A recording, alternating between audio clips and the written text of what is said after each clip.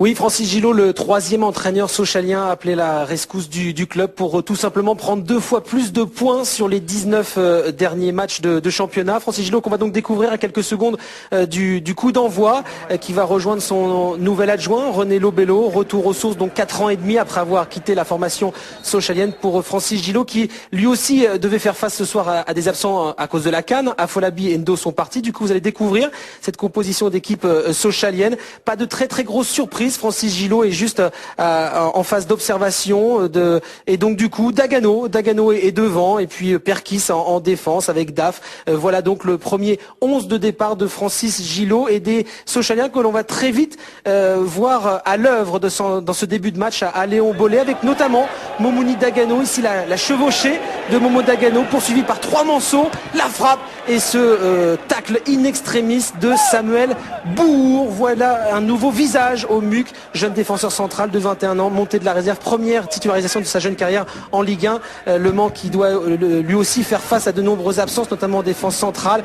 Bacha et Cerdan sont pas là. Et puis aussi 3 absents dus à la CAN, Romaric, Camara et Gervinho. Sochaux qui continue de pousser, vous l'avez vu avec ici Michael Isabé qui a pris tout son temps pour tenter d'ajuster Rodolphe Roche qui remplace toujours Johan Pelé, mais ça passe au-dessus. Un bon début de match des hommes de Francis Gillot et puis ensuite la tendance va s'inverser avec ici cette jolie combinaison, le coup franc de Calvé et puis surtout le centre de Matsui et le tacle in extremis de Bréchet devant Hassan Yebda. C'est le début du retournement de situation. Sochaux avait dominé le début de rencontre. C'est maintenant Le Mans avec ici cette tête de Matsui complètement oubliée par la défense sochalienne et le bon arrêt de toujours un Teddy Richer vigilant sur sa ligne. C'est la très bonne séquence Mancel. Regardez avec ici cette nouvelle erreur défensive.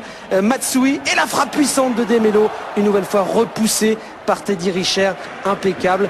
La domination désormais est pour le MUC 72. Demelo qui nous a offert un sacré duel avec Jérémy Bréchet, mais ici Teddy Richer vigilant devant le deuxième buteur du championnat. Et puis juste avant la pause, il y a cette occasion, Pito pour Erding Plenax, il n'est pas hors jeu, le face-à-face remporté par Mevlut Erding malgré le retour désespéré de Calvé sur sa ligne. La joie de Francis Gillot. Sochaux qui ouvre la marque 15 secondes avant la fin de cette première période. On appréciera l'appel de Mevlut Erding, l'homme du focus pour mettre Louvion hors de position. Erding, le meilleur buteur sochalien et sans aucun doute l'un des hommes forts sur lesquels Francis Gillot pourra compter en attendant l'arrivée cette semaine de Candia Traoré, l'ex-attaquant du Havre et meilleur buteur de Ligue 2 la saison passée. 1-0 pour Sochaux à la pause, c'est vrai contre le cours du jeu et grande discussion entre Yebda, Cessignon, Coutader, les 3 milieux Manceaux chargés ce soir de faire oublier Romaric au milieu du terrain. Début de seconde période, nouvelle offensive sochalienne avec Isabé, Plenax, le 1-2 avec Matisse, Isabé dans la surface, la petite frappe et ce ballon qui roule jusque dans le petit filet et 2-0 pour Sochaux à la 54e minute. Le but du break, confirmation de l'aisance sochalienne loin de Bonal. Sochaux qui prend 2 fois plus de points en déplacement. La joie de Michael Isabé, chanceux car Calvé rate son dégagement, pressé par Dagano ici, même si Dagano ne semble pas faire faute. Réussite totale, réussite retrouvée pour Sochaux donc qui mène désormais 2-0 juste après la pause. Le Mans qui a complètement raté sa fin de première période et son entame de seconde.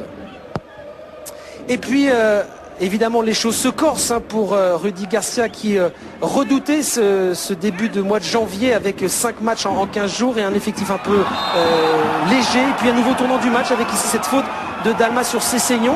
Dalma qui prend un carton jaune pour, c'est vrai, un tacle sévère par derrière sur Stéphane Cessignon, capitaine du Mans ce soir. Et puis Stéphane Lannoy surtout qui va prendre quelques instants pour réfléchir et au vu de l'état des chaussettes et des chevilles de Stéphane Cessignon, finalement il rappelle Stéphane Dalma et il exclut Stéphane Dalma, première exclusion sochalienne de la saison. Il reste une demi-heure à jouer. Stéphane Dalma obligé de sortir. Sochaux donc en infériorité numérique. Et puis Le Mans va tenter de pousser en vain avec ici Brahim El Bari. Là aussi c'est un nouveau visage au Mans. Mais finalement victoire 2-0 de Sochaux. Première réussite pour Francis Gillot. Sébastien Dallin qui a demandé évidemment au nouvel entraîneur sochalien si c'était déjà l'effet Gillot. Il y a simplement des joueurs qui se sont remis en question parce que quand un entraîneur s'en va, c'est parce qu'il y a aussi la responsabilité des joueurs. Ils s'en sont rendus compte et ils ont fait beaucoup d'efforts. Maintenant, j'aimerais que ça continue pendant 4 mois. On sait qu'il y a beaucoup de travail. On va beaucoup travailler encore dans les semaines qui arrivent pour faire presque l'impossible.